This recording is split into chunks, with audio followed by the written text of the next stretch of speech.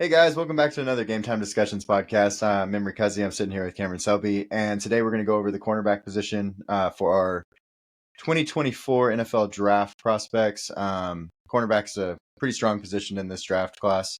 Um, I guess we're going to see a bunch of guys that, we can't really find a number one, I guess is the best way to put it, right? So, Yeah, we have 8 prospects to talk about. There's 4 honorable mentions as well, for the record. But, we kind of have said that there's about 1 to 5 that are really, really close together.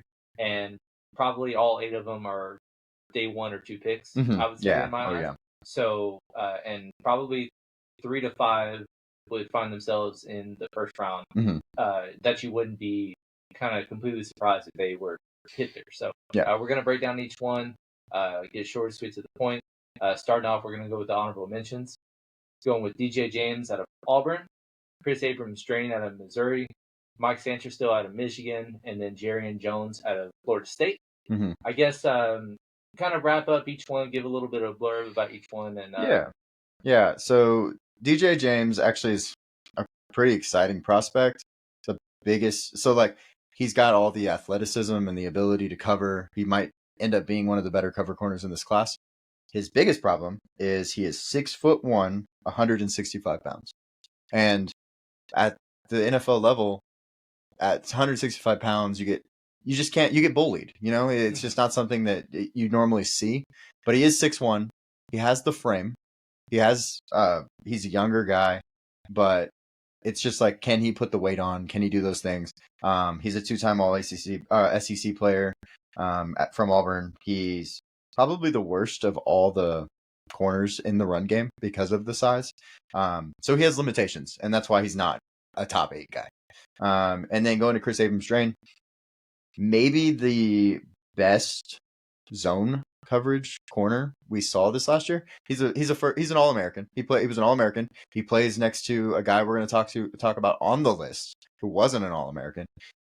He just found a way to make turnovers, and sometimes that's the most important part of playing. So he's not necessarily the best athlete. The guys around him are better athletes probably. But as an outside corner, if you have a zone style defense, Chris Abrams-Drain might be the guy that you want to look to, and try to find a place in your defense that fits him really well. I have a hard time thinking he's going to be one of the premier press man corners, and that's what you draft for. You want a guy like Sauce Gardner, who is like, hey, I've got this guy. He's not going to catch the ball all game. And then he actually does not. Right, but also kind of with cornerback becoming less and less of a having one guy that travels the field. A lot of times it's just you stay on one side of the field, and that kind of helps corners like Abrams-Drain, who's kind of picking his own side and covering his area. That's his strength. So Right, of course. that's what today's game kind of helps. Yeah. The next 2 guys, they're actually on this list, and they're not your typical outside corner. Both of these guys, and Mike Sancherstill from Michigan and Terrion Jones from Florida State, are both slot corners. They're going to be your nickels. Both of them are quick twitch, super like athletic guys, and like the 3-cone and then the shuttle. Both of them though are also smaller size wise, 5'11", and they're not. I can kind of group them together. Mike Sancherstill is probably the better of the 2 prospects, but at the same time, they have very similar games. They're going to help teams in that way. And nickel has become such a big position in this day and age that you could see. I think Mike Sancherstill is probably a mid-second rounder. So that's kind of like where you can put him. I think everybody that's on the top 8 list is going to be above him in the draft day. But it wouldn't surprise me if a team like says, "Hey, we really like this guy. He played wide receiver before he moved over to corner. He has the ball skills. He has the competitiveness that you love to see, and they might take a chance on him before they take a chance on another guy higher up on the board because they know that they're going to get the position nickel that is so important nowadays. So that might be something. Yeah, slot corners are not one that typically are drafted high, but everybody needs them. Yeah. Like you said, nickel has just become such a defense that it doesn't matter what format you run, 3-4-3. Yeah. It doesn't matter. Everybody runs nickel because that's that's your get the most athletes on the field. You get the most athletes on the field. A lot of times you see them play more than the third linebacker or whatnot. So they have roles, and a lot of times we do see steals from the nickel position just because that's just a position that's not valued highly in the draft, but it's very, very important. It's growing is my thing. I think that, that position is starting to become more and more important, and people are seeing like, okay, well, Jerry Jones, he played his 2 years ago, he played outside corner, and he played like 400 snaps at outside corner. But this year he played nickel 400 snaps. So he's very versatile. Also, he can kind of help your defense in different ways.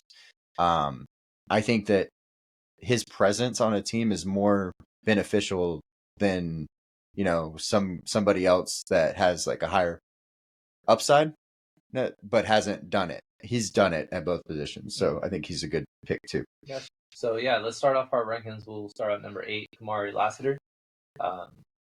Georgia cornerback. He's been in multiple years as a starter, second time all SEC. Let's break down him and why he has cracked our top 8. So the Georgia defensive backfield is just absolutely insane. They have Malachi Starks and Javon Bullard. Both of those guys are really good football players. Also, it's just they're really talented everywhere back there. Kamari Lassiter, as you can tell on the thing, he was had a 39% completion percentage, which is actually the lowest out of everybody on this list. It's all close. 40% is about where most of these guys are. But he was really impressive in that way, which was good to see. He's one of the most consistent cornerbacks you'll see. He just doesn't make bad plays. Like, he's always in the right spot, doing the right thing. Biggest problem is he lacks size. He's 5'11", 180, or 186, and he just doesn't have the athleticism to do it necessarily. He's not necessarily going to be the for sure alpha press man corner that you want to see. Doesn't have the longest arms. So that's actually what holds him back, not necessarily his play. Like, he was really good at Georgia. Really good football player at Georgia. Just constant, always a bookend guy. You never had to worry about him. But what you do worry about when you go to the NFL is, does he have the athleticism? Does he have the size? Does he have the arm length? Does he have just these things that these wide receivers that are so much, more physically tooled than him? And right now, and you won't be able to make that case for him, basically, is what I'm saying, versus the guys that are above him. And that's why he's here. He might end up being the 5th best cornerback, just because he has such a high floor. But you don't draft for floor.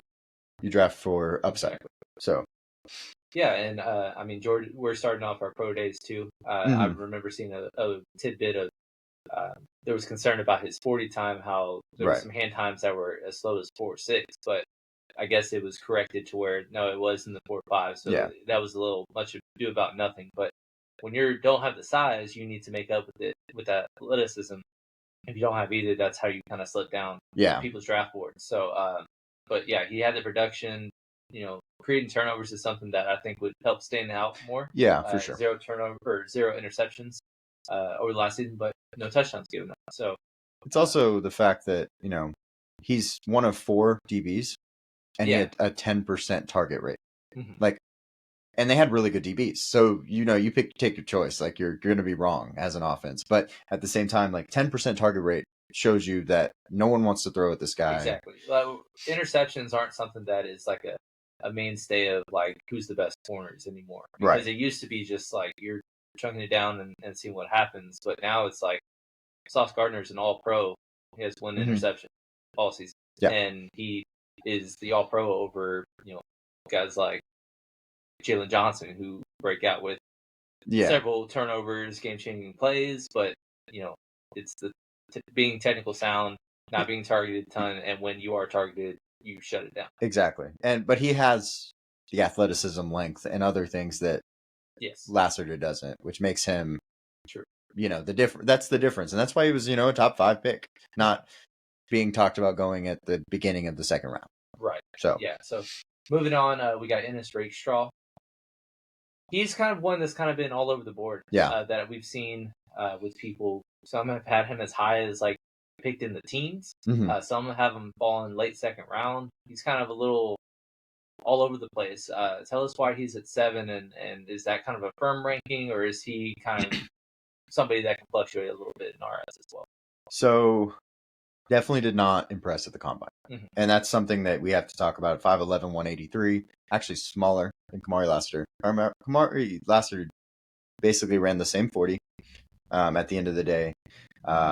Similar jumps, played in the same conference. Mm-hmm. So him being ahead of him is because of the fact that when you turn on Ennis Rakestraw's tape and you watch him play run defense, it is awesome. It is so much fun. He is a small guy, but he is there to come and lay the boom. Mm-hmm. He plays through blocks. So like, say they run, you run a bubble or a screen or something. That guy comes to try to block you. That guy can't block him. No one blocks him. He's got these long arms, very athletic build, and very quick in and out of his breaks. And I think that, that kind of is his biggest attribute, is just how in ability to keep his feet under him, move, and make plays is just, he's fun. He's just fun to watch. He had 1 touchdown scored on him, no interceptions, like we talked about earlier. They didn't like to target him either, though. 10% also. Chris Abrams-Drain, opposite side of him, he actually was targeted at a much higher rate. He had 4 interceptions, and that's why he was a All-American versus Rakestraw. So right, and one question I guess I would have, because I'm thinking of cornerbacks that are versatile, that can play the run in the pass, but also have been small. If I were to bring the name Asante Samuel Jr., mm-hmm. would that kind of be a similar comparison of how they play? Because I know Asante is really solid as a tackler as well. Yeah, I think if I had to, that would be a good comparison. Yeah, I think that, not just as a talent, but just style of play. Well, actually, so you're going to get them in the same position in the draft. You're going to get them same style of play. I think Asante Samuel is probably a better coverage player. But Ennis Rakestraw has longer arms, a little bit more athletic build. And he's got like that, quick twitch that you see, that you just want to see. He, like I said, he didn't necessarily have the fastest 40. Didn't. But he has the quickness that you want to see, which is fun. So yeah, I think that's a good comparison though for like spot and stuff. Okay. Yeah. So moving on, number 6, TJ Tampa, out of Iowa State, first team All Big 12. He's kind of one that really rose up, had a great final year in college.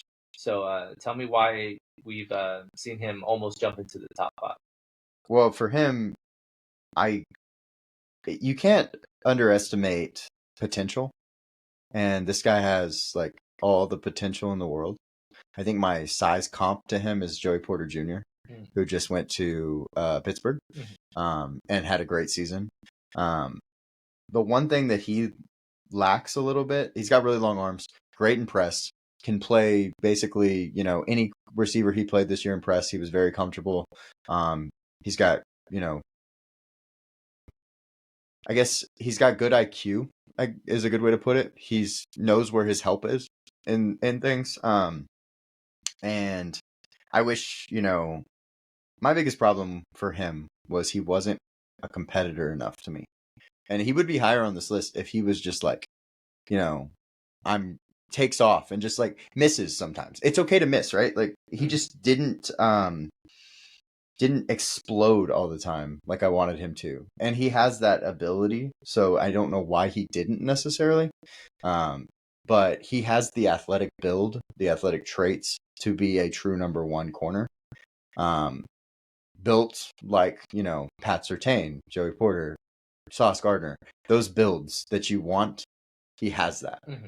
And so maybe 6 is a projection based spot, but with Ennis Rakestraw dropping a little bit and TJ Tampa showing what he can do on inconsistent plays, but when he did well and he got the most out of his plays, he might be a top 3 guy in this draft class type of thing. Just need to take more chances and just not be afraid to be wrong. Yeah. Like I kind of compared that a little bit. If you wanted to bring up basketball, a lot of people this day and age, they're afraid to be on a poster. Yeah. And so they won't contest on open lanes to the basket or dunks. They'll just let them go by. And you see somebody like Victor Wembanyama, who is starting to get like some people dunking on him that are no-name players. And he comes out with the perfect quote, and he's like, verbatim, I'm not afraid to get dunked on because I'm going to be blocking him a lot more of the times. Like, exactly. I'm not afraid to take the shots because I'm going to get mine. Right. And so, switching back to NFL, yeah, you need to not be afraid to take on those blocks or make those plays, because you never know, even if you don't make the tackle, what can change from that. But if you just let stuff come to you, that's when you get in trouble a lot. Right. It's one of those things, like, when we talk about the later guys too, competitor is the main word. Mike Sainristil, competitor. There's a reason, that TJ Tampa's here, and it has a lot to do with projection, but I want to see him turn it on. There has to be a switch in his head that says, I am not letting this guy in front of me catch this ball, no matter what. And he has the length and the ability to do that. He just doesn't always do it. So we just need to see if he will be more consistent at the next level. I think that 6 is probably where he should be, though. I think has the projection to be a better player than Ennis Rakestraw, but he hasn't shown it. So that's it's a double-edged sword, basically. Right. So jumping on to the top 5, we have one that's kind of always been on our minds. Starting off with his name, Kool-Aid McKinstry. Yeah. Since he kind of came out, he's a 5-star and top corner, and so every time you look at future mocks, he was always a first-round pick. And now that we've gotten here, he's done the work and he's become an All-American. But because in the pre-draft process, he hasn't really been able to elevate himself due to his injury, he's kind of stayed a little stagnant. And because of the rise of other positions, he might be slipping a little bit down draft boards, but it's not necessarily because of his talent. Right. So he's going to be a steal, is how we have to look at him, right? Because targeted 8.1% of the time. He had a completion rate less than 4 per route run. Completion rate per route run was less than 4%. So on 1 out of 25 routes, they caught the ball. That means he's in great position all the time. They did not want to throw at him. They threw at the other guy that we're going to talk about in a little while. They didn't want to throw at this guy because the year before, he made them not want to. He is a competitor. He's a true competitor. He has the biggest problem for him, and I wish he would have tested and just said, look, I'm not that guy. But he didn't test because of the issue with his foot, which could be another reason why he falls down boards. But if he would have ran a 4.4 in the 4.4, sub 4.5, no one would have had a question if he was higher on this board. He competes, and he is the one guy, you just talked about Victor. When they get in the red zone, and teams got in the red zone, and they tried to throw at him, he was the most competitive person on the field. He said, I am not going to be the guy that gets caught on. And so, I really like him. I really hope, he goes somewhere that makes a lot of sense and he gets to be a number 2, not a number 1 right away, because he will be the perfect complement to somebody. And it's really hard to put him this low because on any other draft board, probably, or any other year, cornerback would be a higher cornerback, but we just have 4 really solid ones above him, and it's really hard to separate all of them. Kool-Aid is easily the 5th one, though. You know what I mean? Like, it's probably tiered, like top 4, Kool-Aid, and then everybody else. So, and that's always something I like talking about on the show is like, there are tiers to these positions. Like, this guy should not be in that same tier as those other guys. Right. So yeah, and I mean, based on if you're talking about a projection, we wouldn't bat an eye if somebody at the end of the first round took a chance on him. No, absolutely not. But just based on the trend in which we see, we think he might be one of the best players available when we start round 2 on Friday. That's kind of how I see him. High floor, high IQ. His biggest problem is long speed. When they played against Texas, who have speedsters, Xavier Worthy 4.21, Adonai Mitchell 4.34, I believe.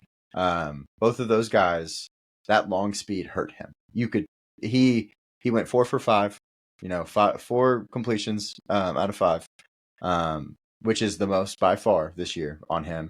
And you could just kind of tell that long speed hurt him. So everybody's fast in the NFL. Yep. And that's one of the biggest problems you see with him. Everybody else above him doesn't have the same problem. So, So moving on to number 4, talking about his teammate Terrion Arnold. Like you said, he's a little bit higher. Also, first team All-American this year, and he's got length, he's got youth, he's got speed, he's got a lot of it. Yeah. He was one that we actually thought would be cornerback number 1 on some eyes, and so he slipped a little bit to us. So, I guess my biggest thing is I don't know that I ever put him cornerback number 1. I think that this is a really tight group, but at the same time, the NFL network analysts have him cornerback number 1, and when they did that, I had to be like, okay, what are they seeing that I'm not seeing? Maybe more so than me actually being like, can I put him at corner? Like, he's supposed to be there. Truly, what it comes down to is he got tested this year and passed with flying colors, right? One thing I do want to mention is he has 5 interceptions this year. That's not necessarily a good representation of his capability. Exactly. Because 3 of them were tipped passes. Or 4 of them, actually, I think it was 4 tipped passes that he caught in stride. 2 touchdowns caught on him. He had twice the target percent that Kool-Aid had, who played on the same team. And it just told you that they want to throw at this guy. What are they seeing, obviously? And then he still had a 50-plus completion rate. So I'm like, okay. When I was looking at Daniel Jeremiah's things and thinking about, oh, well, NFL Network really has him high. What is he doing well? Well, they're like, he's so explosive. And I'm like, well, yeah, he is explosive. Goes to the combine. Does not look as explosive as we were expecting. So that also was like a damper. And I was like, okay, I can find a lot of issues with this guy that other people aren't seeing or aren't believing maybe. Yeah, he was a first team All-American. He was a great player. They had a top 5 team, in the nation. So you have to have guys like that. But at the same time, he wasn't nearly as... I think Kool-Aid was more productive this year. Kool-Aid doesn't have the long speed that Terrion Arnold has. He doesn't have the recovery speed. He doesn't have the ability to, make certain plays. So potential-wise, Terrion Arnold is higher. But it's a lot closer. I think that when we talk about this Terrion Arnold pick, putting him at 4, it's just that the other 3 guys are just that much better too. And this is such a close class. I've seen so many good traits from the other guys that I believe will be more productive at the NFL level. Right. Yeah, and we mentioned that he was number 1 on a lot of people's boards. Like, I don't think you can come across a current mock draft, even after the combine, that has him falling out of the first round. No. But based on where he's ranked, we wouldn't be surprised if he did, based on where he's at. Right. But that's kind of the difference in opinion that we have compared to Does he have a first round grade? Maybe not. But will he go in the first round? I don't see him any way that he doesn't. I guess. He could be the number 1 corner off the board, and none of us would be surprised because that's where he's been mocked. That's what other people are believing. I'm just not there. I like the other guys more, I guess. The next 3. Yeah. So let's move into the top 3. On that note, we're going to Cooper DeJean out of Iowa. Absolute ball player. Yeah. He when you're talking about just standing the positions, getting guys that love to play football, who are great at playing football, this is one of the first guys you can think of in this class. I think the best part about him is he's just like such a cool athlete. He is he had more points. So going to high school, he had more points in basketball than Harrison Barnes in his career. He was one of the state champions in the sprints for track. Like, this guy kind of did everything. He's a return specialist. He's an All-American return specialist. He's the Big Ten defensive back of the year. He's an All-American DB. What can you not say except for the fact that he's not a true cornerback. That's what everybody wants to say. That's their answer. Oh, well, he's not a true corner. Well, I mean, he played true corner at Iowa this year. 43.5% completion rate, 2 interceptions, no touchdowns. I don't know. Mm-hmm. I mean, he played some pretty good receivers for him to not be a true corner. And if he's not a true corner, well, he's the best safety in the class. Yeah. He's the best nickel in the class. And he's a top 3 corner in the class. Tell me where I'm wrong. Like where I'm wrong to rank him top 3. Exactly. If he's not higher than he's this. Just so versatile. The only thing is just because he's been dealing with a broken leg, he hasn't done anything with the Combine, Senior Bowl, or anything. So we just don't really have anything to go off of other than the tape. Yeah. And the tape, he nothing did wrong. Very long. Yeah. Very little wrong. So he's an exciting player. Because of the injury, he's very in first round range for us. Don't expect him. He's probably the least likely of the top 4, in my opinion, to be the number 1 corner off the board. Yes, agreed. But that doesn't mean that he's not going to be the best out of the 4. The reason I think he is the hardest one to put as the number 1 corner is because he's not a true corner. Mm-hmm. Like that. Like the narrative is true, but it's because he's not. It's not because he's not athletic. It's because he is taller than normal. He has a shorter arm length, and he's not like that laterally quick as some of the other true corners. 21 and a half years old though. When the season starts, that number is when the season starts. Mm-hmm. This guy is going to be exciting to play. Like, think about this. He goes to a team like, I don't know, I'm going to make something up. He goes to Atlanta. They already have AJ Terrell. He goes to the Bears. So he goes at 9. Not really probably going to happen. Goes at 9 to the Bears. They already have Jalen Johnson locked down. They get Cooper DeJean for the other side. They say, hey, Cooper, this week we're playing the Dallas Cowboys. I want you to play in the slot and play against CeeDee Lamb. I want you to play at safety this week because we need you to do this. I want you to play here. Okay, coach. Cool. Yeah. Ball player. Like, you can't. My problem is if he's not a corner at the next level and you say, okay, go to safety, and he's the best safety in the class, you still win. Yeah. You're going to win no matter what. So that's why, I mean, I couldn't have more good things to say about him, if that makes sense. Yeah. I mean, he's going to be one that after we review team's draft class, he's going to vault somebody's much higher regarded because they took a chance on him. Whether that be the first pick or early second round, doesn't matter. Like, he's going to improve your roster very, very. Yeah, he's at Green Bay at 25 for us right now on our first draft.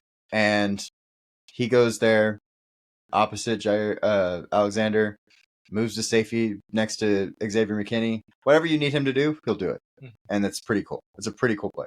Right. So, yeah, top 2 now. We're going Nate Wiggins out of Clemson. He's a first-team All-ACC. Tested out of the waters. He is thin. He's a thin corner. But just give me your thoughts on him because he's also the youngest prospect, I think, of all the first-round players. He is. He is by far, I think. Like, I don't think there's another one under 21. The funny part about the size that's on the board is he's 173. Well, that's what he weighed at the Combine. Well, at Clemson's pro day, he weighed 186. Because I think he's a 195, 190 corner, truly. Yes, but he wanted to run fast. So he was like, well, if I lose 15 pounds and I run a 4.28, no one's going to be like, oh, he's 173, you know? Because at the end of the day, like, he's 6'2", true 6'2", 170, 186 today. Like, that is awesome. He's got shorter arms, which we don't like to see, of course, but explosiveness can beat arm length. You know, being able to recover. I want everybody to go watch the highlights of him running down Omarion Hampton from North Carolina, All-American running back. Knocks the ball out of his hands on the 1-yard line. Took a 60-yard run, outran everybody on his team, caught Omarion Hampton, knocked the ball out. He did it twice. One time, he knocked it out, and the other, I believe it was Miami. Miami's receiver was running, jumped on it, touchdown. But against Omarion Hampton, he hit it out of the back of the end zone. And effort, competitiveness, you can't overlook that. I thought he was going to be our number 1 corner when I started this. Yeah. You know, that was the guy because I knew he was fast. I knew he was athletic. I knew he had the competitiveness, and then he checked all the boxes. And then he weighed in 186, and I was like, okay, we actually have a guy that can gain weight. Right. He's not just a twig that's going to get pushed around. So, yeah, he's a fun guy. Yeah, that's an important tidbit that you added to that, just because, combine just happened. Yeah. It just happened a couple weeks ago. And then already being 186, 13 pounds heavier, that just shows that you're able to put on the weight. Mm-hmm. Hopefully being able to play at that weight. I'm interested. I don't know if you know the if he ran the 40 at his pro day, top of your head. He did not. Okay, I don't believe so. I think he thought he did enough. If he would have ran in a similar range at that weight, then I think that would have helped it even more. Yeah. Just to be like, oh, in addition to this weight, I can still be just as fast. Right. But nevertheless, youngest guy, ton of potential, and the effort is there. So it's somebody that top 20 pick in that range. He's very strong bet to be the top corner. Yeah, him. I'm not sure who would be the favorite right now, but he's. It's close. They're all close. I think the next guy's the favorite. Yeah. Honestly, let's just jump into the next guy. Quinyon Mitchell. Yeah. Toledo. Yeah, absolutely. This dude, first team All-American, MAC defensive back of the year or cornerback of the year. Probably the best coverage grade. He has the best coverage grade PFF has ever put out for a multi-season. We like talking about the fact that 2 years ago he had 4 interceptions versus Northern Illinois. In the second, yeah. I don't. That just doesn't happen. Stop throwing at that guy. Jesus. So this year he only had 1 interception. They didn't test him. 14% target rate, 43.5 completion rate. Lowest yards against of any of the players. My biggest thing for him is this draft process has been he killed it. Day one, you come out and you're like, okay, well, he had a great season. Can he do it against the good players? Sure, why not? Senior Bowl. 5 out of 6 reps, he stopped. He had 2 interceptions. He had 3 incompletions. On the 1 rep that he lost, it was a 5-yard out route. Okay, who cares? No one cares. Roman Wilson, good job. You rose your stock because you got a 5-yard out route.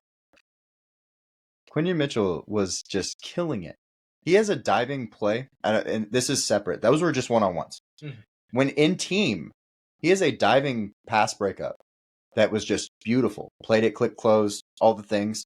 Knocks it out of the hand. Ball falls on the ground. It's like he was doing it everywhere. He never took a play off. He is one of the biggest competitors I've ever seen. Like, we were talking about it for his combine. He was our biggest riser as a cornerback. Well, he ran a 4.33, right? And I don't think he was happy that he wasn't first of all the cornerbacks. He was annoyed that he was as fast as Nate Wiggins, kind of thing. Just a freak athlete, competitor, 6 foot 195, longish arms. I mean, 31 inches, I guess, is right about what you'd probably average, actually, now that I think about it. But, 38-inch vertical. He is just climbed every single thing in this process since the end of December. So let me ask you this as we wrap up our cornerback rankings. How high is too high for any of these guys to be the first off the board in this draft? I think the highest we'll see. I mean, if I had to pick like a spot where this is a really deep offensive class, and we have a lot of quarterbacks that are going to go 4 in the top 10, most likely, offensive tackles, wide receivers. So if I had to like put a spot where I think it could start, I think that 8 is probably the place where we could see a start. I don't know if Atlanta would do that, but if they did, that would be, getting a second guy opposite AJ Terrell. That could be a spot maybe. Now that I would probably say truly the most like significant spot would be 12, 13 Raiders. Yeah, that's where I was going to. Yeah, those are the real spots that are probably the most realistic. But I think 8 would be, if you really have a guy that's like, you're like, this is the guy. 8 makes sense to me. Yeah. And I mean, we'll tack into our edge rushers in another episode, but Right. a lot of people, the first defender off the board, all the way at 8 at Atlanta. Well, Dallas Turner is a lot of people's guess at that. Right. But he's more of, based on projection and being, the upside. Yeah. Whereas, like, I feel like the cornerback position is more solidified. Yeah. Very, very high floors all over the place. So with Dallas Turner, it's kind of like, ooh, he could be there, but, we've seen a lot of edges not pan out in recent years going as high as they have. So, that could be somewhere where it'd be interesting for sure if they went that route. Right. Well, my biggest thing is I think there's a lot more depth at corner. Mm-hmm. So they could probably find a corner like TJ Tampa, Kamari Lassiter in the second round. Mm-hmm. If they were like going double defense, which I don't know that they will, but just saying in general. They should. Right. They have no holes. Offense is set. But yeah, so I think maybe going double defense would make sense. And then, but I think if that was the case, edge would be my first pick because corner's deeper. I don't really know what edge I love unless Chop Robinson falls to them at 39 or 40, whatever it is. So, so that would be my thing. Is like, I just don't know if they were going to go that route, they might have to move up to get somebody at edge, which I don't know would make sense. But yeah. Gotcha. Well, that about wraps it up. Another episode down. We appreciate you guys hanging out with us for the time that you did. Hopefully you gained some insight on some of these players. It's a really, really strong class of corners, and we're really excited about a lot of them contributing right away. Yeah, absolutely. There's some corner twos, but the amount of cornerback ones that are possible in this class is exciting. Mm-hmm. Because you just don't. We don't have a bona fide like top 5 guy like Sauce Gardner. Mm-hmm. But we have like the Pat Surtain area, the JC Horn. That year is kind of how this year feels at the top, but even more. Exactly. Depth. And you're going to get a steal on some of these guys because of the offensive players at the top of this draft. So you're going to get some of these guys falling out of the first round, Kool-Aid McKinstry possibly. Maybe one more of these guys because of the wide receivers doing so well. Offensive tackle needs and stuff. We might see one of these guys fall. If one of them falls out of the first round, the top 3 or top 4, that is the biggest steal of the draft by far.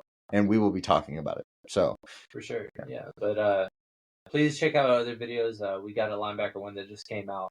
Also defensive lineman. We're doing edge soon, and we're gonna keep on doing every one. We got about 8 left. 8 left.